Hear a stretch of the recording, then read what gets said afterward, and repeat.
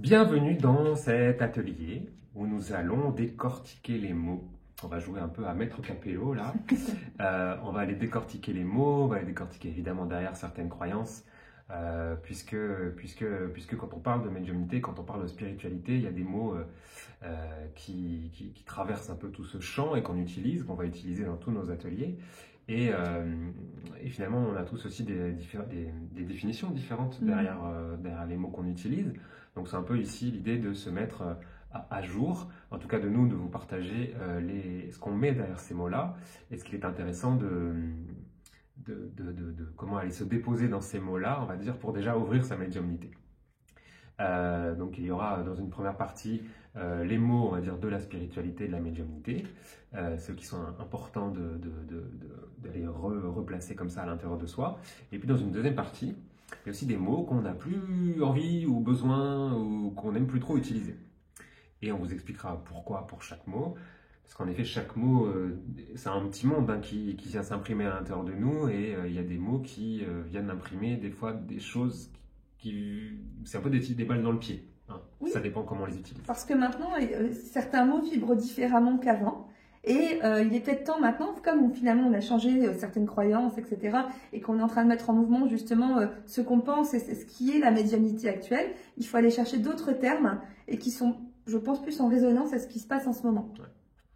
Ouais. Donc on va commencer avec certains mots. Évidemment, on va commencer avec le mot médium, médiumnité. Médiumnité, alors vous avez peut-être remarqué que c'est un mot qu'on utilise aujourd'hui, enfin à notre époque. À l'époque, si vous avez un peu plus de 30 ans, de 25-30 ans, vous vous souvenez peut-être de certains voyants, de certains astrologues. C'était quoi? C'était Madame Soleil, Didier Derlich, Elisabeth Tessier. On allait lire dans les astres, on allait faire de la voyance, on allait lire l'avenir. On était fascinés, années 90-2000, moi j'ai l'impression qu'on était fascinés par l'avenir comme ça. Après, dans les magazines, il y a toujours eu aussi des horoscopes. Avant, il y a eu des mages, il y a eu Nostradamus, évidemment, certains lui aussi. Là, a posteriori, on essaie de comprendre ce qu'il disait. C'était des prophéties, mais dont on tirait le sens qu'a posteriori, donc elles sont quand même souples dans leur interprétation, on va dire. Et puis, il y a eu les sorciers, les sorcières, c'était des synonymes à d'autres moments, à d'autres époques, qui allaient plus travailler avec la magie, avec les sorts. Hein. Nous, aujourd'hui, on ne va pas lire dans les entrailles de poulet, non, pas aujourd'hui. Non, pas aujourd'hui. Ni demain, d'ailleurs. Il y a eu les Pythie aussi en Grèce antique, hein, qui disaient souvent l'avenir. On avait une telle angoisse finalement, un tel besoin de connaître l'avenir qu'on demandait un peu à tout le monde d'aller chercher l'avenir. Le médium, c'est quand même différent. Puis il y a les chamans aussi. Les chamans sont aussi ce genre de choses, avec une connexion qui est plutôt vers la terre, vers les animaux, vers les esprits, etc. etc. Ouais. Donc le médium, c'est pour ça que nous on aime dire que tout le monde est médium, parce que médium c'est pas chaman, médium c'est pas sorcier, médium c'est pas astrologue. Astrologue, il faut apprendre les planètes, des trucs très techniques. Chaman, c'est une tradition, souvent on se passe cette tradition d'initié en initié, on va dire, etc. etc. La médiumnité, on a cru longtemps que c'était un don. Nous on y répond que oui, c'est un don, mais c'est un don que tout le monde possède. Comme le corps est un don, comme la vie est un don, et la vie et le corps, tout le monde le possède, comme la médiumnité. En tout cas, l'idée du médium, si on voit l'étymologie, c'est le milieu. C'est small, medium, large, si vous connaissez les tailles de vêtements. Donc c'est être au milieu. C'est intéressant, cette idée d'être au milieu, c'est un peu l'intermédiaire. Celui qui est au milieu, celui qui fait le lien. Oui, celui qui est le trait d'union en fait, c'est un trait d'union entre le monde entre guillemets matériel qu'on connaît tous, sur lequel en fait qui est tangible, qu'on va pouvoir même mesurer avec des instruments scientifiques, et c'est complètement invisible, complètement pas palpable en fait finalement avec son monde, avec finalement ces champs d'information sur lesquels on se connecte, et c'est vraiment être ce trait d'union, on est capable d'aller de l'un vers l'autre. Ce qui est intéressant déjà avec ce mot médium, c'est au milieu, mais c'est aussi donc se déposer, être le médium, c'est ne plus être je, ne plus être moi. C'est ça, on dépose son ego. Ouais, on dépose son ego. L'idée, c'est pas de se mettre à l'écart et de s'oublier. Au contraire, on y reviendra dans d'autres ateliers sur le positionnement. Mais c'est dire, je me mets au service d'eux. Donc je suis au service d'eux, au service du vivant, au service d'un lieu, au service d'un vivant, d'un être vivant ou d'un désincarné, mais je suis au milieu. Je suis l'intermédiaire, je suis un peu le médiateur. Moi j'aime bien cette idée parfois de médiateur ou de négociateur, parfois avec les âmes qui ont besoin ou des entités qui ont des besoins, avec le négociateur. Donc tout ce champ lexical qui est d'être au milieu. Donc c'est intéressant parce que déjà, on se dépose. Il y a une distanciation. distanciation. Et elle est bénéfique et elle est même nécessaire. Et c'est ça qui nous permet aussi en plus de savoir quelle information vient de nous, quelles informations viennent d'ailleurs. Donc ça, c'est vraiment hyper intéressant. La chose aussi intéressante, c'est que moi, je considère le médium comme un média. C'est-à-dire que, vous voyez, le média, la télé, tous les médias qu'on a actuellement, la télé, la radio, les réseaux sociaux, etc., sont des médias qui vous fournissent des informations. Et finalement, un médium, c'est quoi? C'est un transistor. C'est vraiment un émetteur-récepteur qui permet justement de recevoir des informations du subtil vers finalement, on va émettre vers le monde matériel des informations que les autres ne captent pas. Donc on est une radio. Et c'est important d'intégrer cette image, parce que cette image-là, elle nous soulage en fait. Oui. Elle nous décharge de la pression de voir, bah oui, des fois à la radio, il y a des fausses infos. Je pense que je vous apprends rien, tout n'est pas, en tout cas, une rumeur peut être une fausse information, c'est ça que je veux dire par là, où on m'a dit que, donc il faut aussi se décharger, dire, bah, c'est l'information que j'ai, je suis désolé, c'est l'information que j'ai, je la livre parce que je l'ai et parce que je peux, et peut-être même dois la livrer à certains moments. Donc c'est aussi se décharger de cette image, elle permet de... Alors il y a des gens qui disent je suis un canal, ce mot-là il est intéressant aussi, je suis un canal parce que je transmets en effet comme un transistor, mais souvent derrière ce canal, il y a des gens qui vont utiliser ce mot pour un peu se cacher. Genre, ah, je suis juste un canal. Je suis juste le canal de l'énergie, je suis juste le canal de telle et telle énergie, conscience, etc. Et du coup, ben, moi, j'ai rien fait. C'est se défausser d'une certaine responsabilité. Aussi, et d'une certaine co-création, en fait. Je suis juste un canal. Moi, quand les gens qui font du magnétisme souvent utilisent ce terme. Moi, je suis juste le canal, mais moi, j'ai aucune valeur, en fait. Ça veut dire aussi. Ça veut dire, bah, moi, du coup, je participe, mais je ne participe pas. Je suis juste un tube. Je suis juste un objet, finalement. Et ce que j'aime pas, moi, dans cette idée, c'est bah, je me décharge de ma propre responsabilité de maintenir ce qui est juste, en fait. Être... le canal, c'est pas juste ne rien faire et laisser faire, en fait. C'est aussi activement co-créer, participer. On verra après comment, évidemment dans d'autres ateliers, pour voir comment creuser les informations, comment les valider, et aussi savoir quels sont nos propres filtres. Hein, parce on dit canal comme si ça passait rarement et point. Alors qu'en fait, maintenant, ça passe par mes propres filtres, ça passe par moi quand même si c'est le moins possible par l'ego. Mais... Savoir aussi qu'il y a des choses qu'on va recevoir qui ne sont pas nécessairement bonnes et juste à donner au moment où on les reçoit. Donc voilà, le canal n'est pas quelque chose qui déverse, voilà, une espèce d'information continue. Ça ressemble à des informations, des chaînes d'informations qu'on connaît, ça.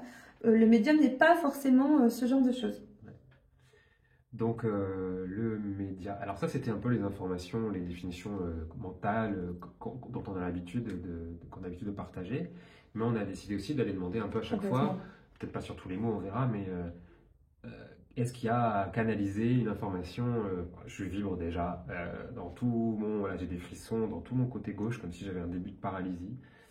Je crois qu'il est mort paralysé, mais voilà, parce que je sais déjà qui veut se connecter depuis que je parle. D'accord? Donc je vais juste me prendre un peu de temps pour détendre mon système nerveux, me déposer. Moi j'avais l'idée de me déposer à un moment donné pour recevoir le message et la connexion.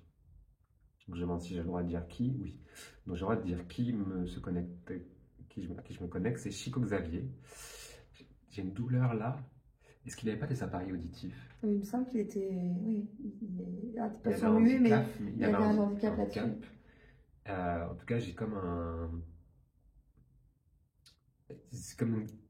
Je ne sais pas le décrire bien, mais bref. Une douleur. Enfin, pas une douleur. C'est pas une douleur qui fait mal, j'ai l'information de la douleur. Bref. Chico Xavier, c'est un médium brésilien des années 80-90, je pense qu'il est mort fin des années 90. Il est connu notamment parce qu'il a, on dit, psychographié ce qu'il appelait son guide. Il a, je crois, fait plus d'une centaine de livres, comme ça, en prenant une feuille, et puis il était, je crois, les yeux fermés. Il psychographie, c'est-à-dire tac tac tac, puis il y avait un assistant qui prenait sa feuille après, et il faisait en écriture intuitive plus qu'intuitive, hein, en écriture presque machine. Et il est notamment connu pour le film, enfin pour le livre Notre Demeure, en portugais, puisqu'il était brésilien, Nosso Lar, qui a ensuite été adapté en film.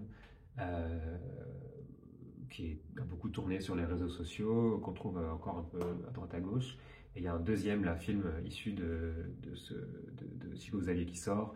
Il y en a d'autres sur YouTube. Vous tapez Chico, C-H-I-C-O, plus loin Xavier, comme le prénom Xavier. Voilà. Ouais, je vais me détendre parce que là... Tu peux y aller, il est prêt. Donc il va dire bonjour d'abord. À partir de maintenant, je le laisse parler, hein, c'est Jérémy qui se met un peu de côté. Bonjour.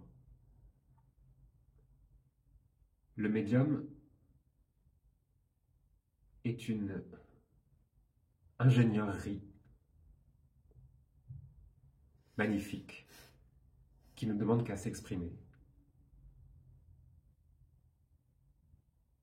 C'est faire du lien dans la plus belle de ses expressions.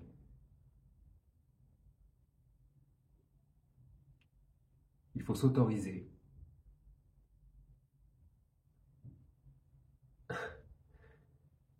Cela est difficile, car nous pouvons parfois avoir l'impression d'être entre deux feux. Celui qui nous donne l'information et celui qui nous écoute. Et vous, il nous parle à nous là, il dit, et vous savez, la difficulté à communiquer, la difficulté à traduire la justesse de l'information entre celle que vous entendez et celle que vous transfigurez et la façon dont l'autre va la recevoir. Et il dit, c'est ça qui freine beaucoup, c'est que vous croyez que vous devez être parfait dans la réception du message, dans la transfiguration, traduction, et en même temps dans la réception. Il y a eu un point final, je pense que c'est... Il dit, je reviendrai plus tard. Oui. C'était intéressant. Je prends un temps pour intégrer ça en moi. Et je le remercie. Ça va? Je te passe le relais. Là, oui, je vois. J'arrive. Donc finalement, en fait, en ouvrant un petit peu le champ lexical du médium, on va un petit peu comme parler du mot médiumnité. Qu'est-ce que la médiumnité, qu'on relie beaucoup à l'intuition? Pourquoi on utilise, pour moi, et c'est ma vérité, l'intuition, c'est presque l'euphémisme de la médiumnité. C'est la médiumnité acceptable. Voilà, c'est l'intuition socialement acceptable. C'est la médiumnité socialement acceptable. L'intuition, pour moi, les deux, c'est identique. C'est vraiment, là, au niveau résonance et au niveau verbe, on va parler beaucoup du verbe, c'est-à-dire la résonance et qu'est-ce que ça apporte en nous d'utiliser tel ou tel terme. L'intuition et la médiumnité, pour moi, le verbe est identique. D'accord? Donc forcément, en fait, avec beaucoup trop d'humilité, quelquefois, on va faire « j'ai quelques petites intuitions » ou alors oui, c'est vrai que j'utilise, dans mes soins, j'utilise un petit peu, je reçois des intuitions. On va dire je reçois des messages, on va dire j'ai des intuitions, mais on va pas oser aller jusqu'à la médiumnité comme si c'était un coming out incroyable à faire, une révélation à soi-même d'abord, évidemment, mais comme si c'était ésotérique et surnaturel uniquement. Je ne dis pas que ça n'est pas, mais je dis que ce n'est pas que ésotérique et surnaturel. Et l'intuition, c'est aussi, on utilise le mot intuition, je pense, quand on n'ose pas délivrer le message. On les garde pour nous, ces intuitions. C'est quelque chose de très interne. La médiumnité, c'est quelque chose, justement, on est un média, et l'intuition, c'est quelque chose qu'on utilise à l'intérieur de soi. Et d'ailleurs, qu'on n'utilise pas des fois. On a l'intuition, on ne l'écoute pas, et après coup, on se rend compte qu'on aurait dû écouter nos intuitions. Ah, mais j'avais eu un truc comme ça dans la douche ou Voilà. dans un rêve. Ou... Mais oui, je l'ai eu, ça, Je le savais. je le savais, j'aurais pas dû dire oui. Je suis quand même allé, mais Voilà. je le savais. Voilà, c'est exactement ça. Ça m'apprendra. Et donc, On n'apprend pas. finalement, dans le fil, on peut parler de sixième sens. Et finalement, c'est un petit peu ce qu'on dit. Si on nous dit, si Jérémy et moi on dit que la médiumnité, être médium, on est tous médiums, c'est que quelque part, ce sens est inné chez nous. C'est plus ou moins développé, plus des capacités plus ou moins acceptées, utilisées et entraînées. Mhm. Moi, j'aime bien dire que le sixième sens, c'est le mélange des 5 premiers, on va dire. Ouais. Des 5 qu'on connaît en tout cas principalement, parce que ça fait appel au ressenti physique, kinesthésique, ça fait appel à des images mentales, donc on est dans la vue, à l'audition, parce qu'on dit qu'on entend alors qu'on n'entend pas, on trouvera d'autres termes, hein. On dit j'entends souvent parce qu'on ne sait pas dire mieux que j'entends. Il n'y a pas quelqu'un comme au téléphone ou comme là vous m'entendez que j'entends.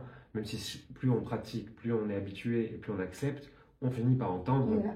Presque le voile finalement, où on voit, il y a des gens qui voient, oui, des énergies, des entités, des âmes. Moi jamais, par exemple, Marie un peu plus. Moi jamais parce que je ne veux pas voir. Moi je ne veux pas, ça m'intéresse même pas en fait. Donc je peux pas dire je vois. Par contre parfois j'ai des images mentales. Tu perçois. Je perçois mais je vois bien des images dans mon esprit, donc je suis bien obligé de dire je vois. Alors les gens ils croient que je vois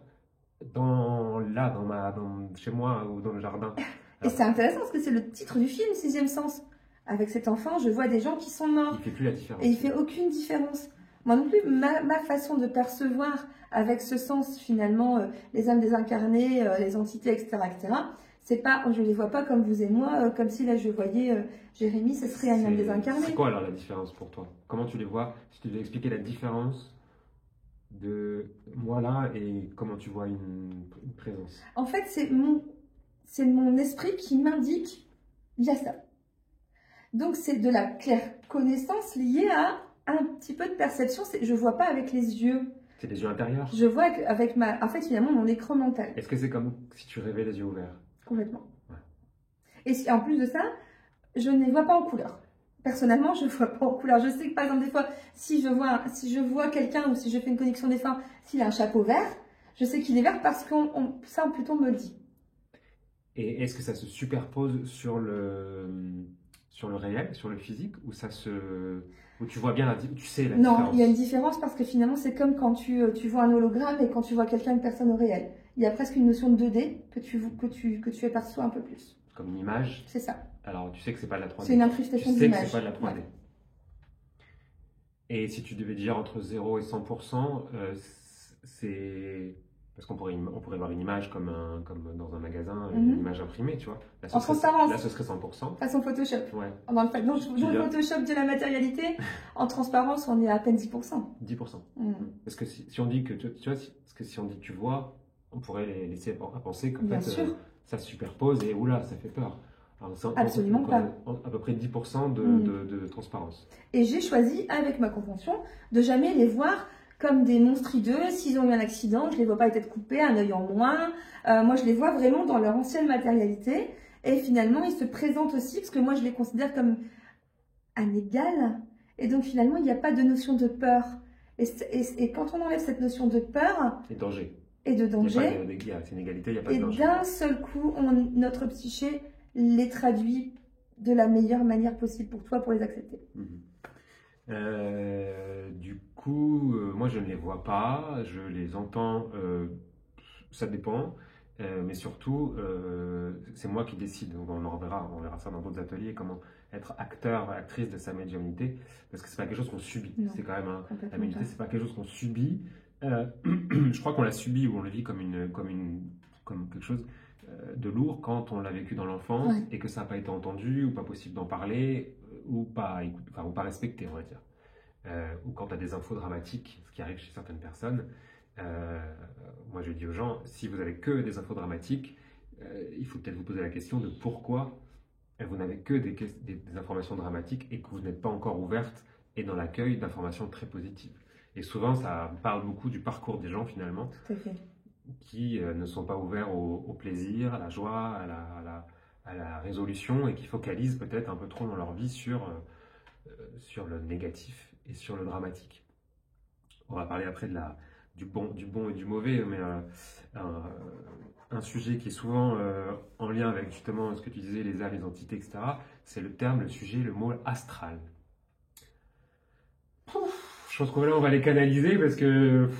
Moi, qu'est-ce que t'en penses? j'avais quelqu'un qui est là depuis tout à l'heure, mais qui regarde souvent sa montre. Alors, c'est vraiment quelqu'un de pressé. Non, mais tout simplement, évidemment. Alors, toi, tu as eu Chico Xavier, j'ai juste Alan Kardec. Bon, excusez du peu. On est là pour ça. Très austère quand même. Il est très austère et il fronce les sourcils comme ça. Il a les joues très creusées. Et donc, je vais me mettre le canaliser tranquillement. Et à côté de ça, il a une certaine douceur quand il arrive. Maintenant que j'en fais partie, je peux vous dire que la façon dont vous percevez ce mot astral est erronée. Percevez-le comme un plan. Un plan où, en effet, circulent différentes consciences, plus ou moins attentives à la matérialité. Il y en a certaines qui ne sont absolument pas conscientes de la matérialité et il y en a qui veulent absolument interagir avec la matérialité. Par exemple, moi, sans corps physique, mon but à moi était de justement créer du lien avec le subtil et maintenant je recrée du lien dans la matière. J'interviens encore maintenant dans ce qu'on appelle justement l'astral, qui est une espèce d'espace grand ouvert, une espèce de... C'est finalement là où vous arrivez, un peu comme un aéroport. Un médium prend l'avion, en tout cas, sa conscience prend l'avion pour aller voyager dans l'astral. Et finalement, c'est une terre où on arrive, où on amérit, où on atterrit, comme vous voulez. Et c'est là, c'est un lieu de rencontre, en fait, l'astral. Et pas du tout... Entre quoi et quoi? Entre qui et qui? Entre finalement ces consciences énergétiques et tout ce monde, parce que vous ne vous rendez pas à quel point vous voyez tout par le prisme de vos yeux humains et de vos yeux terrestres surtout. Si je pouvais vous raconter, prendre le temps de vous raconter ce que je peux percevoir moi-même du subtil, parce que je pense que je ne perçois pas, du coup, comme j'ai été humain, je ne perçois pas toutes les capacités du subtil et de ce plan qu'est l'astral. C'est une zone où on est capable de communiquer. Pourquoi ce mot de l'astral, et donc ce qu'on a mis derrière, a été...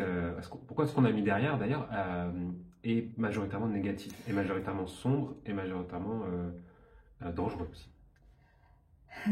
C'est très intéressant, car je pense être un peu le fondateur de ce que vous êtes en train de me dire.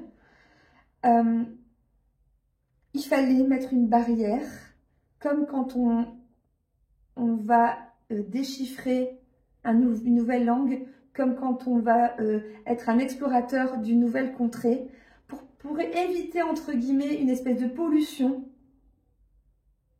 Il faut mettre des termes qui retiennent au départ.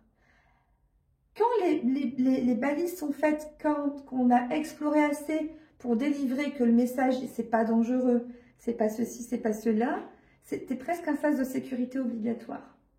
Obligatoire pour l'humain, entre guillemets, lambda.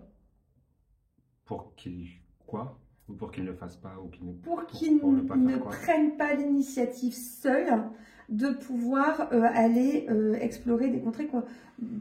J'ai une phrase, mais je pense que ça vient de quelqu'un d'autre. Ouais. Pour qu'il ne se jette pas dedans, en fait. En fait, il y a une notion de... Le terrestre doit rester terrestre. En fait. Moi, je l'ai dit que il fallait avoir une notion négative de l'astral pour qu'on n'ait pas envie de s'y jeter, en fait. Pour que ce soit pas le paradis. C'est pas le paradis du tout, ce qu'on dit. Non, mais c'est intéressant après d'interroger la notion de paradis, mais on verra. Et il y a encore deux petites phrases à rajouter. Ah, ok, j'ai compris. Okay. Pardon, j'ai des infos parallèles, je suis sur une autre chaîne d'infos. C'est ça. Il est en train d'expliquer que il faut arrêter, par contre, il faut cesser de parler de bas astral. Il faut cesser, il n'y a pas de bas haut. Il n'y a pas de bas haut. Je peux demander pourquoi on a mis une notion de haut et de bas. Parce que pour nous, il y a des dimensions de bas et de haut. Ah, parce que nous, on a un haut et un bas. Et voilà, nous, on a un référentiel bas haut. Ici, il n'y a pas de référentiel bas haut. Il y a une question de vibration, il y a une question de résonance, il y a une question de lourdeur, densité. De densité. Par rapport au paradis, moi j'avais l'astral, on l'a noirci pour ne pas avoir envie de s'y jeter, et le paradis, on l'a rendu inaccessible en disant qu'il fallait le mériter. En tout cas, on s'est mis, pour on avait mis des barrières. Laisser ici, pour nous garder ici, pour nous donner envie de rester, et pour nous donner pas envie d'y aller de l'autre côté. C'est pour ça que la mort, on l'a noirci aussi, alors plutôt dans notre civilisation, c'est vrai qu'il y a dans d'autres c'est un peu différent, pour ne pas avoir envie. Apparemment, il y a eu des périodes historiques où on a évité des suicides collectifs. Cette notion, c'est valide fort, cette notion d'invisible très sombre, très dangereux, des entités négatives, on ne va pas dire que rien n'existe, parce qu'on a souvent nous rencontré aussi des énergies, on va voir après ce terme de négatif, positif, moi je dis des bas en conscience en fait, ou dans la densité lourde, ou qui ne sont pas au bon endroit, ou dans des émotions, bon on y est dedans finalement, ou dans des émotions lourdes. Mais je ne sais plus du coup ce que je devais dire, parce que quand on est en canalisation, on se perd et on ne sait plus ce qu'on va dire. Et on tombe toujours sur nos pattes quand même. De toute façon, ce terme astral, là je répète, c'est Marie qui parle, hein, il est parti.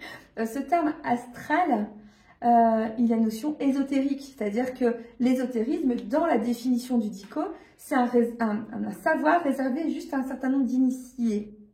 Donc du coup, ça permet aussi une distanciation et de dire, tu touches pas, toi tu fais pas partie des nôtres, tu n'y touches pas. Et donc finalement, d'utiliser encore ces termes permet de faire encore une espèce de chasse gardée.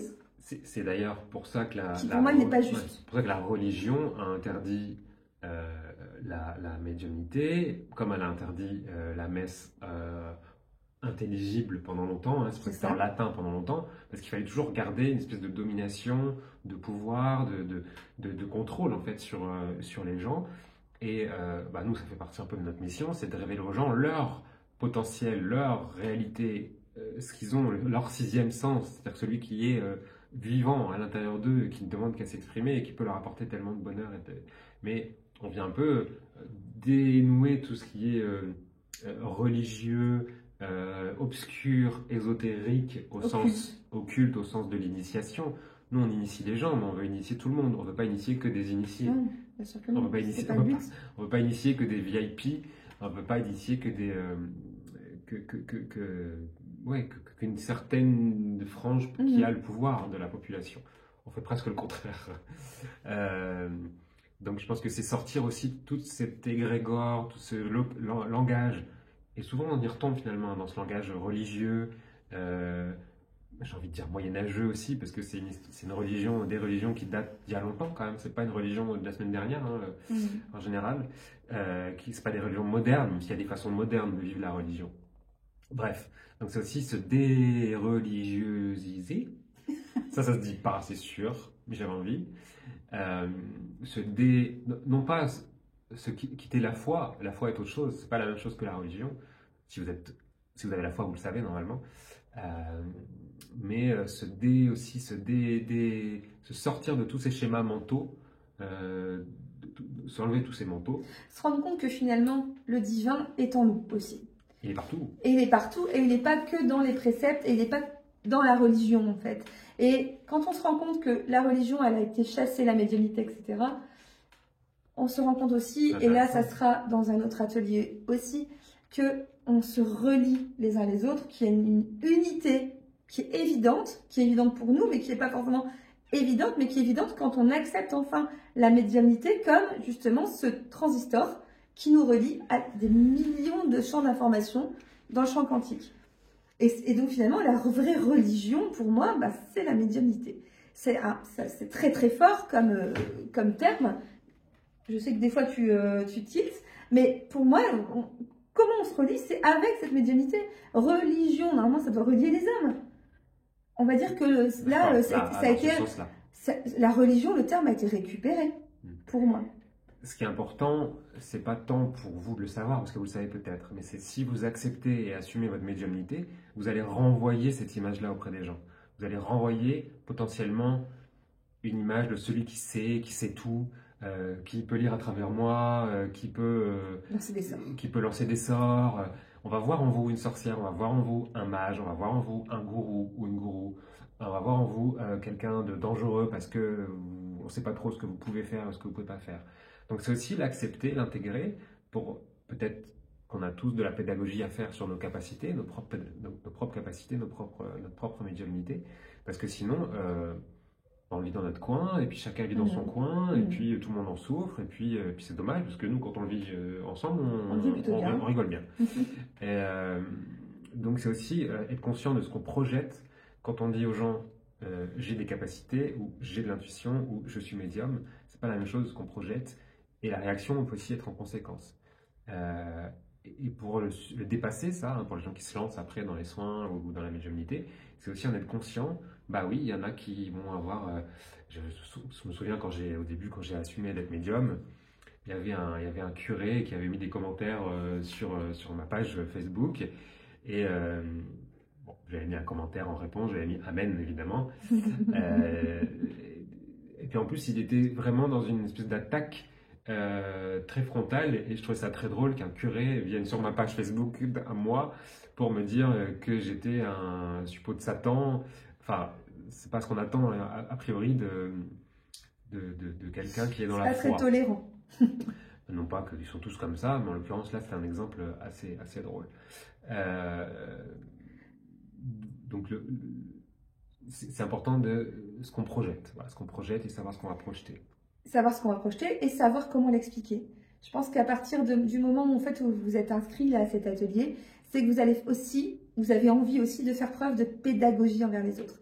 Déjà, cette pédagogie, elle va être quand vous êtes justement dans cette acceptation de la médiumnité, dans cette façon d'avoir mis vos croyances en mouvement, vous allez résonner de cette vibration envers les autres.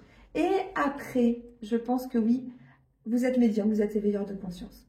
Il faut le prendre comme ça. Peut-être que vous allez utiliser nos mots, mais peut-être que ça va être après les vôtres, et ce sera génial, parce que là, en fait, vous aurez tout gagné. Si finalement, vous allez chercher votre propre vérité, vous êtes capable en plus de l'expliquer et de dire à l'autre, va chercher maintenant la tienne, et pas calque-toi sur la mienne. Là, je pense que là, on est vraiment dans la justesse de l'éveil de conscience. On ne peut pas faire cette impasse, si on veut œuvrer et être dans la médiumnité, on ne peut pas faire cette impasse de réflexion, d'introspection, de qu'est-ce que disent les mots pour moi, comment je les explique ces mots-là, c'est pour ça qu'on fait cet atelier. Parce que pour soi, déjà pour vous, et pour éventuellement faire de la pédagogie. Tu as dit un super mot. Tu as dit œuvrer. Ah. J'aimerais qu'on rebondisse, ouais. Tu veux bien, sur justement ce que tu viens de dire, œuvrer. On avait juste encore...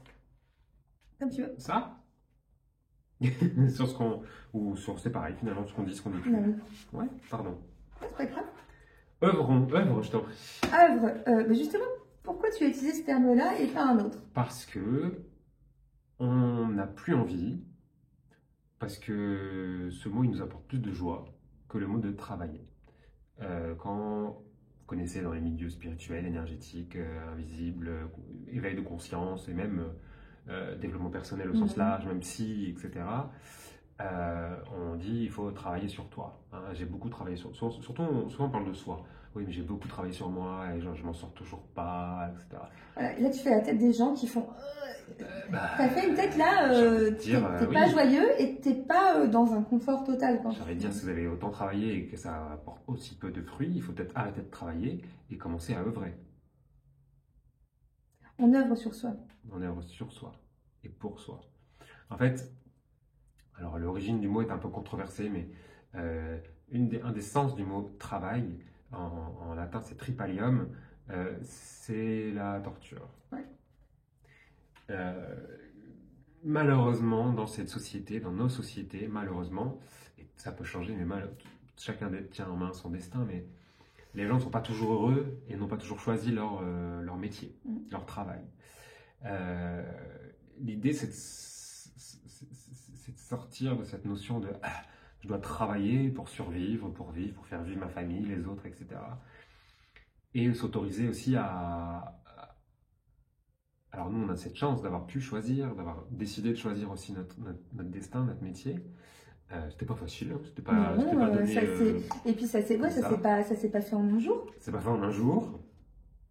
C'est encore en train de se faire. Tout à fait. Hein, l'œuvre, c'est une œuvre au quotidien. Hein, c'est beau aussi de dire qu'on œuvre sur soi et de se considérer comme une œuvre potentielle. Hein, ça change aussi tout le regard qu'on a sur soi. Alors que si on se dit qu'on est un travail, on est quoi? On est un outil en fait finalement. Si on a travaillé sur soi, on est notre propre outil. C'est ça. Alors qu'en fait, quand on œuvre, on est notre propre œuvre d'art. Et il y a moins de notion de réussite, du coup, on ne doit pas réussir, on ne doit pas être le premier, il n'y a pas une notion aussi de fuite en avant, de vitesse, il faut que je fasse ça vite, de performance, et donc du coup, on relâche beaucoup de pression, de charge mentale en utilisant ce terme. Moi, je ne me vois pas quand je fais une séance de soins énergétiques sur moi-même, par exemple, je ne suis pas en train de me flageller. Pour moi, le travail tribalien de la tortue. Allez, je vais travailler. Ah ouais, et puis bah oui, je me suis enlevé mes blessures. Et genre, en fait, je m'en remets. Alors qu'en fait, si je dis, bah là, j'ai mis une petite touche de bleu, une petite touche de jaune, parce que là, bah, il n'y avait pas grand-chose, c'était sombre, et que là, je sais pas, je savais pas quoi mettre dans ce tableau, et j'ai mis ça, et puis je regarde, je prends du recul, et je me dis, finalement, c'est pas mal quand même en ce moment. Je me sens bien, et je suis bien à l'intérieur de moi. C'est ça, œuvrer pour soi, en fait. C'est récupérer cette part de bien-être qu'on laisse aux autres en plus, et qui finalement est propre à chacun. On n'est pas en train de dire que c'est mal de travailler sur soi ou d'aider les autres à travailler sur eux. On est en train de dire que le mot, il peut être le verbe. Encore plus. Le verbe, il est porteur. On dit que notre intention est créatrice, que notre verbe est créateur. Au commencement, il y a le verbe. Au commencement, il y avait dans cette fameuse Bible, qui n'est pas forcément ma Bible, ma référence personnelle, mais c'est intéressant quand même. Ça l'a marqué quand même beaucoup. Donc d'aller réinventer comme ça certains mots pour changer de croyance, pour être plus léger et rentrer plus légèrement dans cette médiumnité. Et j'ai envie de te dire que rentrer dans la médiumnité, c'est là ça vient. Donc je sais que c'est une canalisation. Rentrer dans la médiumnité, parce que c'est même pas un terme que j'utilise, c'est rentrer en soi et plus que rentrer dans les autres en fait. Complètement. C'est rentrer en soi, c'est s'interroger, c'est un jeu, c'est une œuvre. En fait, on entre en soi en permanence en fait. Et si c'est un travail, si c'est une mission, on a plus envie d'y aller. On est fatigué. Ce terme de mission de vie, hein, c'est un truc qu'on doit réussir absolument, qu'on doit identifier. Si on ne l'identifie pas, on rate sa vie, évidemment. Bah non, en fait. Donc on n'est pas aligné si on ne connaît pas sa mission. Peut-être que sa mission, c'est juste de... Peut-être qu'on en a plein déjà des missions. Déjà, je pense que ça change. Je pense que ça change. Et que la mission, c'est peut-être de parfois trouver quelle est la mission. Donc c'est aussi s'alléger tout ce qui... Voilà. Pourquoi s'alléger? Parce que ça va aussi jouer sur notre état d'âme, notre état d'être, notre état émotionnel.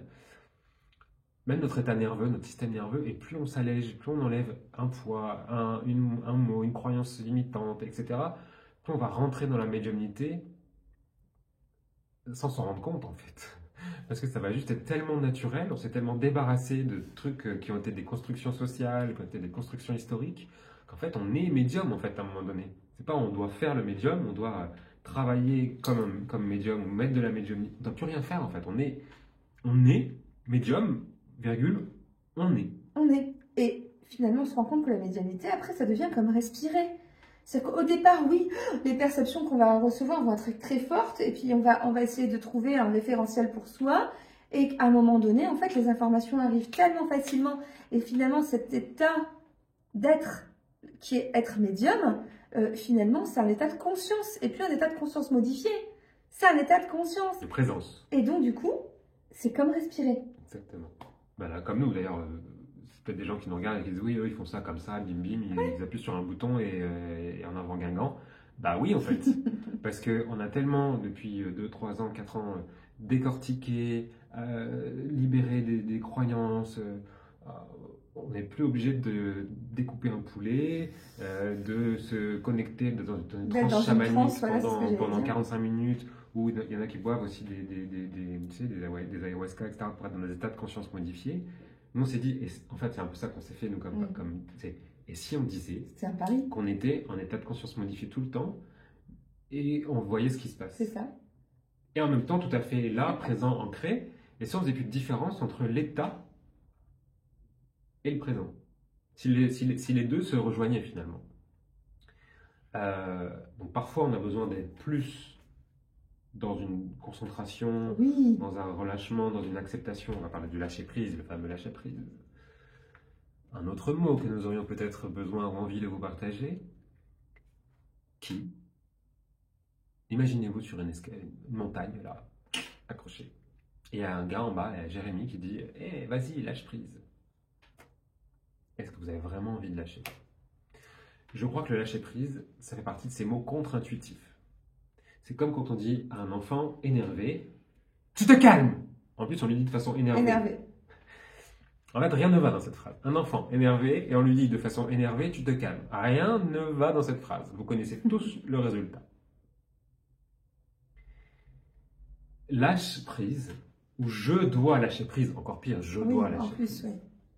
Je dois donc me forcer moi-même à lâcher sur des choses sur lesquelles je n'arrive pas naturellement, spontanément à lâcher. Donc je dois me faire ce mal-là à moi-même, je dois me forcer à lâcher prise sur un truc que naturellement existe dans ma vie, et si ça existe, c'est que ça a une raison. Un peu aussi, finalement, sortir de sa zone de confort. Sortir de sa zone de confort. Qui, quand on est dans son lit et qui fait -2, -12 dehors, a envie de sortir de sa zone de confort, c'est-à-dire du lit. En plus, si on est bien accompagné, en plus, si il fait bon dans la chambre, en plus, s'il y a la télé dans la chambre, en plus, si tu as un mini-bar, enfin, si tu es à l'hôtel et que tu as, en plus, si tu as le room service, tu deviens Alexandre le Bienheureux, là, voilà. comme dans le film, tu n'as pas envie de sortir de ta zone de confort, tu as tout, potentiellement, qui peut venir à toi. Et pourquoi votre zone de confort, elle doit être étroite? C'est ça le truc, c'est que déjà la déterminer, ce serait intéressant. Et comprendre on est, nous les humains, je pense qu'on a cette capacité, et là je pense que tout le monde a cette capacité d'adaptation. On a une capacité adaptative. Ce qui permet de nous changer finalement. Là, on est en train de parler justement des mots à changer. Là, on aimerait bien en fait que ça devienne complètement naturel. On ne sort pas de sa zone de confort, on élargit sa zone de confort sans arrêt. Sans arrêt. Elle peut prendre une direction qui est tout autre, puis revenir à un autre moment, puis repartir sur autre chose. Elle s'élargit sans arrêt. Cet élargissement, c'est votre capacité adaptative.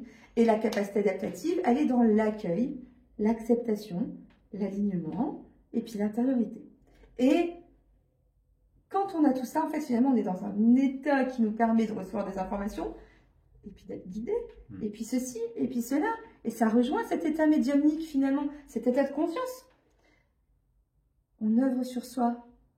On accueille. On accepte. On accepte. Et puis on joue. On ne travaille plus, on œuvre. Et puis on se marre et on est dans la joie. Ouais.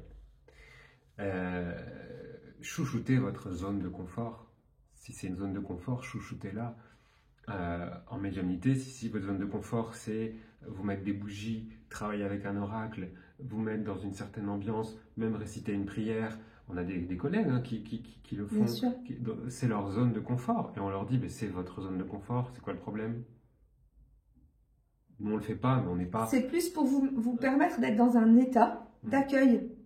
Tout ce qui va permettre l'élargissement de la zone de confort est bon pour vous, en fait. Un petit plaid, une petite bouillotte, une petite pénombre, un moment calme dans la journée où je peux me connecter. Moi, ma zone de confort, elle est ailleurs, tu vois. Elle est dans... Je suis au supermarché et je me connecte à un moment donné à un truc.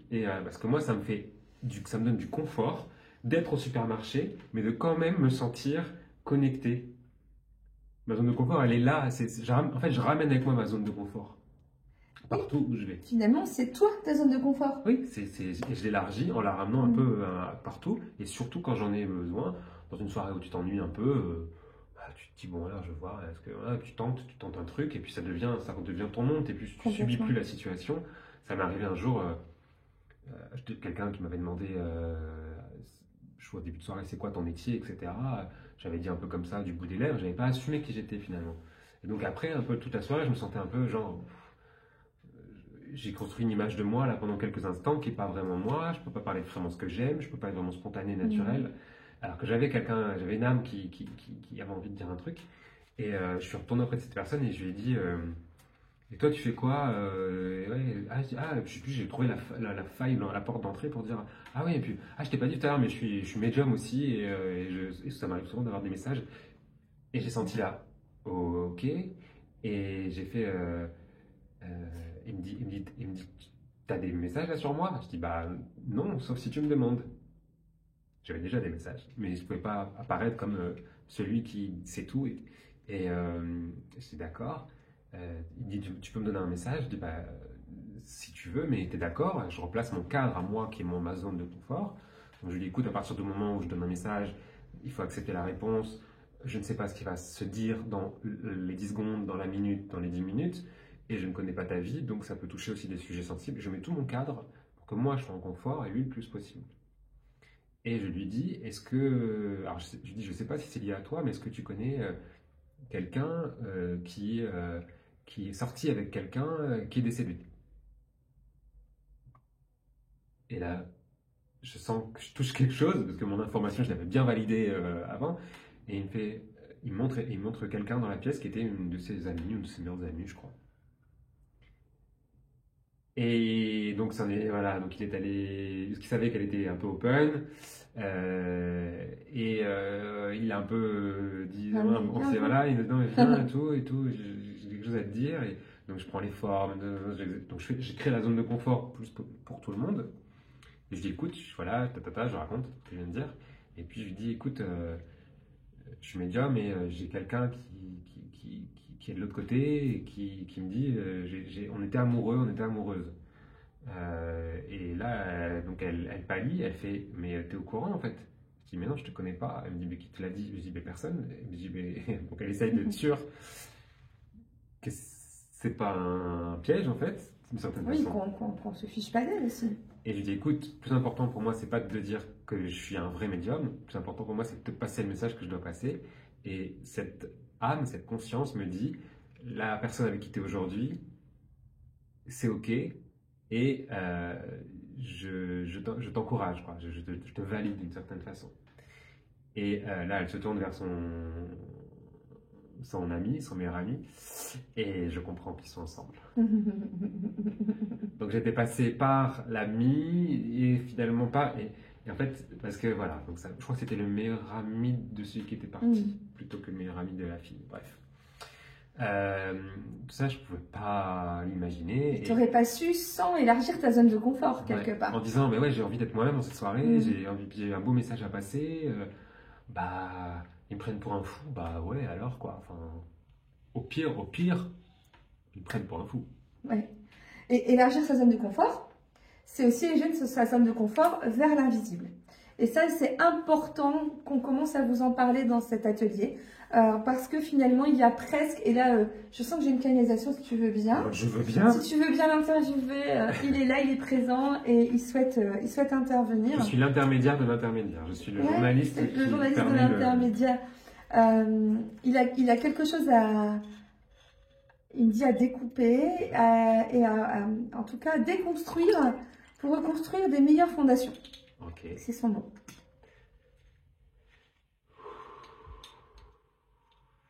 Alors, vous voulez déconstruire? Oui, déconstruisons, c'est urgent. D'accord. Vous avez des termes en particulier ou sur quel sujet on doit ou on peut déconstruire? Cessez de parler de puissance d'entité. Cessez de parler de violence, d'entité violente. Cessez de parler de choses que vous ne connaissez même pas.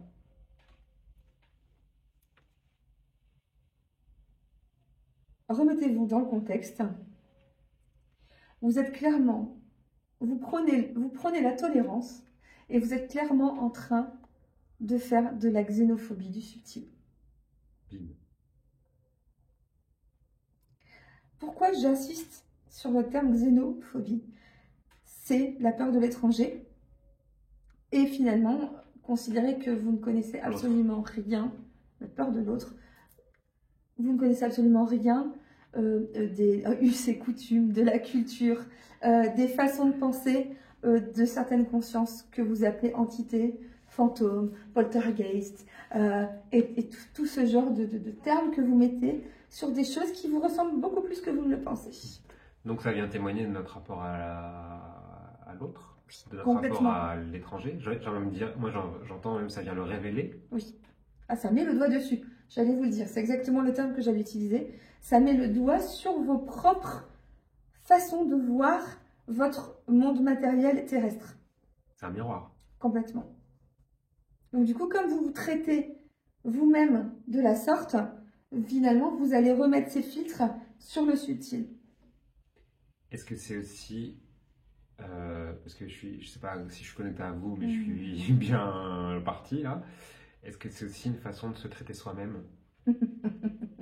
De considérer qu'il y a des ombres dangereuses et maléfiques. Vous n'acceptez jamais un miroir de nous, le fait voilà, que vous êtes une boule à facettes. Vous n'êtes ni tout à fait lumière, ni tout à fait ombre. Vous êtes finalement toutes ces nuances entre les deux. Et finalement, le monde de l'invisible est identique à ça.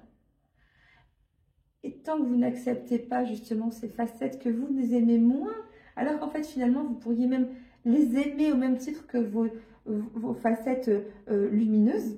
Et elles ont autant à vous apprendre que vos facettes lumineuses. Vous êtes coupé de vous-même tout le temps. Tout le temps. Vous êtes dans presque la moitié de vos capacités, mais tout le temps. Acceptez cette densité. C'est un biais, c'est un biais cognitif. C'est un biais cognitif. Le noir, d'ailleurs c'est pour ça que le racisme dans notre société c'est plus porté sur les noirs ou sur les peaux sombres, parce qu'il y a cette gradation entre le positif et le négatif. Comme si le sombre était négatif, comme si la nuit était dangereuse plus que la journée. Comme si... C'est pourquoi les sorcières ont été tout de suite conspuées, car elles étaient plutôt avec la lune, elles avaient une connexion très naturelle avec la lune et avec sinon, ce monde qui est complètement pas tangible pour vous. C'est pour ça, pardon, je me permets, parce que je connectais à un autre, donc j'ai l'impression qu'on n'est pas Jérémy et Marie, là c'est deux âmes qui échangent. Et du coup je sais qui c'est, et c'est aussi pour ça que les femmes ont été marginalisées davantage, puisqu'elles ont une intériorité, ne serait-ce que dans le sexe féminin, ce sexe intérieur. Ce sexe, il n'est pas que intérieur, mais pendant longtemps on a cru que c'était ce mystère de ce qui se passe dans le corps féminin. Il y a encore des mystères, puisque la science ne va pas très loin. J'irai plus loin. Et que du coup, c'est ce continent intérieur, là, ce continent mystérieux, ces femmes monstrueuses, c'est parce qu'elles avaient une intériorité, en fait, une cavité, pardon, c'est le mot que je cherche, c'est le mythe de la caverne, en fait. Et j'irai encore plus loin, c'est que finalement, cet usage et cette acceptation de cette intériorité, elle n'était pas utilisée à des fins de domination, mais plutôt à des fins d'unité et de liaison. Et finalement, on a vite compris que c'était justement dans l'extériorité qu'on pouvait aller limiter, contrôler. L'intériorité était un danger et l'extériorité était une survie. C'est ça. Vous passez d'époque en époque, au fur et à mesure, entre l'un et l'autre. Vous êtes en train plutôt maintenant de mélanger les deux, ce qui vous fait peur quelque part. Parce que finalement, il y a eu cette période où vous ne croyiez qu'être lumière, qui est en train finalement de devenir trop lourde à porter. Vous voyez que finalement, vous voyez qu'un côté, qu'une seule facette de la médaille. Et il y a tellement de choses à découvrir de l'autre côté. L'ombre n'est pas la méchanceté, n'est pas la violence, n'est pas la domination. Arrêtez de croire que l'ombre vous veut du mal. En fait, on n'a rien compris au yin au yang, quoi. On n'a toujours pas compris, en fait. Parce que ce que vous appelez yin et yang n'est juste qu'une somme mouvante d'énergie. Qui finalement, dans leur polarité, c'est une polarité. C'est pas une... comment vous appelez ça aussi En fait, il faudrait faire un yin et yang rouge et bleu. Peut-être qu'on passait par concevoir que le yin et yang, c'est d'abord Oui, mais qu'il y a une zone violette au milieu. Oui, et qu'il y a les couleurs, enfin, des couleurs qui se mélangent à un moment donné, quoi. Comme le prisme, toutes les couleurs mélangées, suivant le prisme, forment la lumière, soit du blanc, soit du noir. C'est-à-dire qu'il y a une subtilité, en fait, il y a de la binarité, oui, mais il y a une subtilité dans la binarité qu'on n'arrive pas à trouver. Alors qu'être un travailleur de lumière et travailler avec l'arc-en-ciel, ça va, ça nous convient. C'est pas le même biais cognitif de compréhension. On veut tellement être des bonnes personnes que toutes ces pensées négatives, que tout cet inconscient là qui se manifeste qu'on maîtrise pas finalement, qu'on peut pas maîtriser, toutes ces peurs là qui nous dominent, tous ces héritages, on essaie de les mettre sous le tapis, on essaie de travailler dessus, on essaie de... Je vais terminer par une question. Essayez d'aller comprendre vous-même pourquoi on vous a empêché d'aller chercher cette densité, d'aller chercher finalement cette zone. Ouais, comment bien vivre avec, en fait. Demandez-vous pourquoi on vous a demandé de ne voir que par un prisme et pas l'autre. Et puis c'est Marie qui revient parce qu'il repart, mais c'est très drôle parce qu'il vient. Et puis vous savez, il met les lunettes 3D, un côté rouge et un côté bleu. Et du coup, je vois tout en relief. Et c'est trop drôle. Et puis il part, ça fait vraiment pouf, allez, salut, bye. Mettez vos lunettes à deux couleurs là. Ça va vous donner du relief dans la vie. La subtilité. Ouais. Moins de binarité, ouais. D'ailleurs, souvent avec Marie, on a eu des expériences assez étonnantes d'âmes qu'on aurait pu qualifier ou d'entités ou d'énergie ou de conscience. Hein, on est toujours plein de... Qu'on aurait pu qualifier de négatives, dangereuses, néfastes, mauvaises.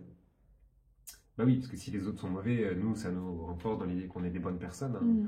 On a tellement envie d'être des bonnes personnes, des travailleurs de lumière, des héros, parce que tout ce mot derrière le travailleur de lumière, il y a l'idée d'être quelqu'un d'inutile, quelqu'un qui a de la valeur, quelqu'un qui transmute aussi. Hein, le travailleur de lumière, il transmute à partir de l'ombre. Mais nous, on nous a demandé parfois, certaines âmes nous ont demandé d'aller plutôt dans l'ombre que dans la lumière. C'est-à-dire qu'ils avaient envie qu'on les laisse tranquilles et qu'on leur met, qu'elles restent, qu'elles cheminent finalement dans cet état vibratoire plus lourd et plus bas. Dans ces émotions de tristesse, de colère, de culpabilité, plutôt que de dire allez, c'est pas grave, pardonne-toi, passe dans la lumière, oublie, nous on t'aime, etc. On t'envoie des bisous, des câlins. Mais ils disaient non, mais vous êtes gentil, mais c'est pas du tout le temps en fait. En fait, on leur laissait même pas le libre arbitre. Et je me souviens d'une canalisation que j'avais fait moi, justement d'un guide plutôt de l'ombre, qui me disait arrêtez de faire les conquistadors du monde subtil. Et ça m'a un petit peu fait pleurer quand même cette phrase, mais elle était tellement riche de sens.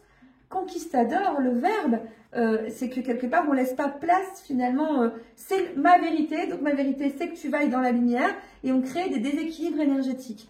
Et finalement, on arrive là, quand tu parlais de travailleurs de lumière, il y a même encore pire comme mot. Il y a des guerriers de lumière. Et là, alors là, le mot, ça vient mettre en résonance le terme dégagement. Le dégagement d'entités, de parasites. C'est horrible de penser comme ça. Si c'est un paradigme de pensée. Quelle est votre connaissance, à part ce qu'on vous a dit, et pas ce que vous avez essayé de comprendre par vous-même et donc de créer votre propre vérité? Qu'est-ce qui vous dit que de l'autre côté, de ce voile, dans ce subtil, tout est à dégager, si vous sentez ou percevez quelque chose chez vous, par exemple, il faut absolument la dégager. Il y a sûrement une raison, elle vient mettre justement en lumière quelque chose sur vous, ou sur votre maison, ou sur les deux d'ailleurs. Pourquoi ne pas la voir, pas forcément au départ comme un allié, mais au moins comme un égal? Ce serait un bon début. Et chercher finalement le lien gagnant-gagnant. On parlait justement de la connexion. De pas tout de suite rentrer dans le triangle bourreau, sauveur, victime. Hein, le guerrier de lumière, c'est le sauveur absolu, et l'autre est le bourreau absolu, le parasite. Alors qu'en fait, on est dans un triangle dramatique si on fait ça. C'est dramatique si on fait ça. Pour lui, pour l'autre, pour nous, et certainement pour plein de gens autour.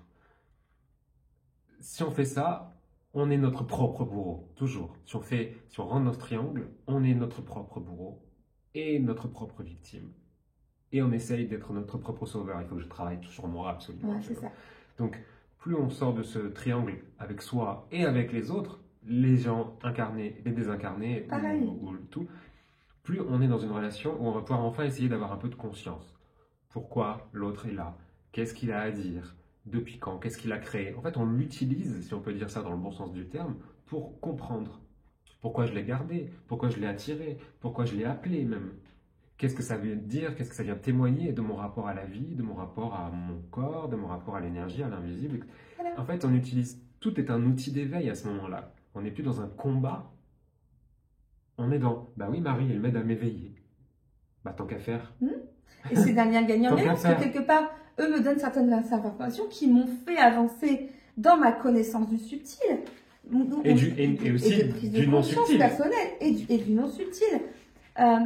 Essayons de ne plus voir comme une frontière complètement fermée, mais quelque chose qu'on sait aisément passer et sur lesquels, oui, il y a certaines formes de conscience qui ont un système de programmation qui fait que il y a une coquille vide, c'est un Bernard l'ermite, pouf, ça vient, et ça vient, entre guillemets, justement, dans tes champs énergétiques, et ça vient, et c'est confortable, et ça reste là, ça vient te parasiter dans la matérialité, mais il faut comprendre pourquoi tu t'es laissé diminuer par ça, dans quel état, pourquoi tu as eu la faille qui a permis à cette conscience de venir à l'intérieur, pas à l'intérieur de toi, de tes champs énergétiques. Déjà, ça fait un peu moins peur aussi. Pourquoi? Pourquoi? Quoi? En deux. Pourquoi? Dans quel Pourquoi? objectif? Donc là, ça ouvre déjà un dialogue. On parlait un petit peu tout à l'heure justement que on est des se médiateurs, sent en hein. tant On a que- dit voilà. on a dit au début, on est des médiateurs, on est des intermédiaires, on est des médiums. Donc si on Des fois, on est des négociateurs de preneurs d'otages. Voilà. Donc il faut être dans la négociation, il faut être dans la l'écoute. dans la médiation, il faut être dans l'écoute, il faut être dans la conscience en fait.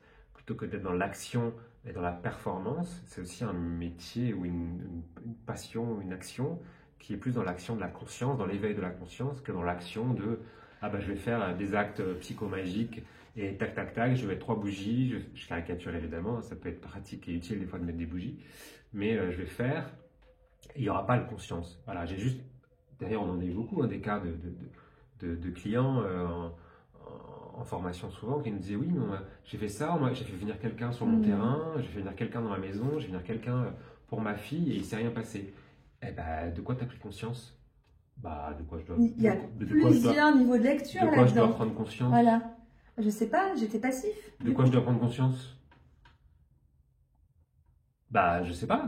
Pourquoi elle était là, cette présence? Bah, elle était là, c'est tout. Ah, c'est tout. C'est dommage de s'arrêter là. Qu'est-ce qu'elle a créé? Qu'est-ce qu'elle a empêché? Qui dans la famille est impacté? Qu'est-ce que ça a créé comme problème entre les gens? Qu'est-ce que le nettoyeur ou le passeur d'âme bah, c'est dommage si tu arrives un jour dans ta maison et que tu retrouves tout dans un énorme bordel, que tu dis bon, je vais juste appeler quelqu'un pour faire le ménage, mais je chercherai pas à savoir qui a foutu le bordel, pourquoi ça n'a pas été nettoyé, qu'est-ce qui s'est passé, qu'est-ce qui s'est passé et pourquoi ils n'ont pas rangé. Qu'est-ce qui fait que dans le lien, si c'est mes enfants ou mon mari, qu'est-ce qui fait que qu'est-ce qui a bugué dans le lien, dans l'éducation, dans le lien qu'on a, qui fait qu'ils n'ont pas spontanément. Qu'est-ce qui a été mal dit? Qu'est-ce qui a été mal dit? Qu'est-ce qui a été mal compris? Qu'est-ce que j'ai mal fait aussi dans mon rapport à mes enfants, si c'est mes enfants. Mais c'est pareil avec le subtil. Le subtil est toujours, on a dit tout à l'heure, un miroir de notre vie en fait. Il nous apprend des choses pour élever nos enfants, pour avoir des relations harmonieuses avec nos conjoints, nos familles, avec nos clients, etc. C'est se dire, ok, j'ai quelque chose à apprendre de cette situation. C'est juste. Même quand je suis empêché, vraiment, il y a des gens qui sont très interférés, hein, on n'est pas en train de dire le contraire. Hein. Des gens qui sont très parasités, on n'est pas en train de dire le contraire. Mais il faut comprendre pourquoi, il faut mettre de la conscience. Sinon, on fait juste pouf, pouf, pouf. Si on arrive et qu'on coupe un lien, qu'on vient dégager quelque chose, non seulement vous, en fait, je trouve que vibratoirement parlant, vous n'êtes pas dans la capacité de recevoir et en tout cas de percevoir tous les bienfaits d'un dialogue, de quelque chose. Donc du coup, en fait, vous dégagez à coup de pompe, mais vous valez pas mieux que les CRS avec des sans-papiers, en fait. Et ça fait quoi? Ça fait l'exorciste. Voilà. C'est-à-dire que si tu arrives comme un sauveur, tu fais un curé exorciste, depuis, voilà, ça existe Ça, depuis tu longtemps, restes. ça existe encore, et dans toutes les religions, il n'y a pas que les curés de l'Église catholique. Et en fait, ça fait quoi? Bah, ça fait des trucs très violents, en fait. Parce que triangle dramatique, et on est dans le combat, dans la confrontation, sauf que l'âme qu'on est, ou la conscience ou l'énergie qu'on essaie d'enlever, elle a peut-être Des choses à dire? des choses à dire, et elle est peut-être persuadée qu'elle a le droit d'être là. Bah, comme toi, tu es persuadée d'avoir le droit d'être sans elle. Ouais. Elle a dit, bah non, moi j'ai le droit d'être là, d'être Elle a des en choses, toi. elle doit expliquer pourquoi. Et nous, toutes les âmes les plus agressives, on en a eu, violentes, on en a eu Farceuse. verbalement, farceuses, mythomanes, Ouais. toutes les, voilà, tout ça. Plus elles se présentent comme ça, plus nous, dans les soins d'âme, en hypnose spirituelle, en médiumnité, on y va avec C'est des ça. blagues. On sort Avec de la absolument. légèreté, on va en fait presque contrebalancer cette hyper-densité qu'ils ont avec finalement une élévation aussi, parce que nous, on reste un petit peu quand même dans des vibrations hautes. On va pas aller, on reste ce qu'on est nous. Puis sinon, on reste sinon, on rentre dans un combat. En tout cas, on va pas être le Et bouclier. qu'est-ce qui Et nous l'épée fatigue comme le ça. plus dans la vie qu'un combat? Voilà. On a déjà assez de choses, il faut déjà se lever le matin, il faut déjà, faut déjà sortir de sa zone de confort, il faut déjà aller travailler, il faut déjà assumer, qu'est-ce qu'on a dit, lâcher prise, il faut déjà, et puis après il faut lutter contre des énergies Contre négatives. le bas Et astral. le bas astral, ça fait beaucoup de mots qui empêchent finalement de développer sa médiumnité et d'utiliser sa médiumnité Complètement. comme un sixième sens, c'est-à-dire un sens qui vient sublimer tous les autres. On n'a pas dit tout à l'heure, mais il y a même des nouveaux sens. Il y a des sens qui sont découverts maintenant par la science, qui viennent manifester, témoigner de ces nouvelles capacités, de ces habiletés finalement, dont on n'avait pas finalement connaissance dans les livres depuis des dizaines et des dizaines d'années. Donc il faut juste revenir à tac tac tac, décortiquer tous les mots, décortiquer les croyances, décortiquer notre système, notre fonctionnement. Et ça commence par changer son vocabulaire. Ouais. Alors si vous avez d'autres mots à nous suggérer, des mots que vous trouvez plus justes ou des mots qui vous semblent plus agréables à utiliser, eh bien vous n'hésitez pas, vous pourrez les mettre dans les commentaires, vous pourrez aussi échanger avec nous ou dans le groupe Facebook. Vous aurez certainement des liens là en dessous ou au-dessus ou à droite ou à gauche de cette vidéo. Et puis on se retrouve pour un autre atelier. À très vite. À très bientôt. Merci.